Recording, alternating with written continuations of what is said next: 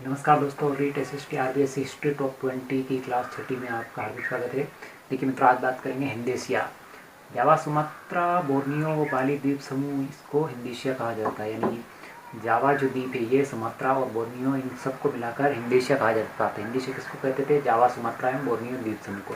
हिंद चीन किसको कहते हैं? पूर्वी एशिया के वियतनाम और कम्बोडिया देश, जो वियतनाम और कम्बोडिया जो देश है इनको पूर्वी हिंदी चीन कहते थे। हिंदी यानी हिंदुस्तान से जुड़े हुए और चीन यानी चीन से जुड़े हुए। कंबोज कम्बोडिया का वर्तमान नाम है, यानी कंबोज प्राचीन नाम है और कम्बोडिया वर्तमान नाम है। शाम प्राचीन नाम है और शाम का वर्तमान नाम थाईलैंड है। चंपा प्राचीन नाम है और चंपा का वर्तमान नाम वियतनाम है। वियतनाम को अन्नाम के नाम से भी जाना जाता है।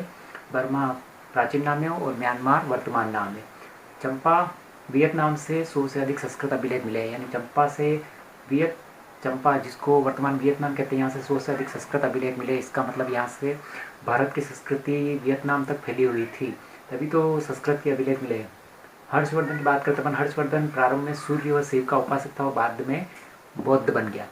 तो यानी हर्षवर्धन शुरू में आपके प्रश्न बनता है किसका उपासक था? सूर्य और शिव का, और बाद में बौद्ध बन गया। हर्षवर्धन के द्वारा कन्नौज में विशाल धर्म सभा का आयोजन किया गया, जिसका अध्यक्ष चीनी यात्री वेनसांग को बनाया गया। यह सम्मेलन 23 दिन तक चला। यानी हर्षवर्धन कन्नौज के अंदर, यानी जो कन्नौज उसकी राजधानी थी, उसमें एक विशाल धर्म सभा का आयोजन करता था, जिसका अध्यक्ष वहाँ पे उस समय चीनी यात्री घूमने के लिए आया था, जिसका नाम था वेनसांग। यानी वेनसांग भी कहीं लिखा हुआ मिलता है। इसको उसका अध्यक्ष बनाया गया। और ये सम्मेलन कितने दिन तक चला था? लगभग 23 दिन तक ये सम्मेलन चला था। हर्षवर्धन प्रत्येक 5 वर्ष में प्रयाग, जिसको इलाहाबाद कहते हैं, प्रयाग में प्रत्येक 5 वर्ष में एक सभा का आयोजन करता था। तो ऐसी सभा जो हुई थी वो 643 ईस्वी में हुई थी। और ये कौन सी सभा थी? छठी सभा थी।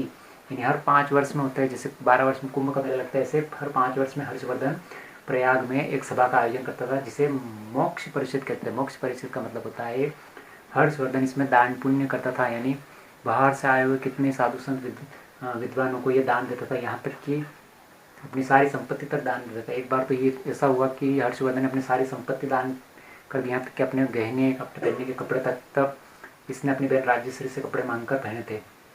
हर्षकालीन सोने के सिक्के मिले हैं। हर्षवर्धन के समय साम्राज्य समृद्ध रहा होगा, तभी तो सोने के सिक्के मिले। सोने के सिक्के मिले, उन पर क्या लिखा हुआ? एक घुड़सवार का चित्र है। नालंदा मोहर में एक अभिलेख में हर्ष को महाराजाधिराज कहा गया है। नालंदा जो विश्वविद्यालय, वहाँ से एक मोहर मिली है, अभिलेख मिला है, जिसपे हर्ष को, यानी हर्षवर्धन, हर्ष का मतलब हर्षवर्धन को महाराजाधिराज कहा गया है।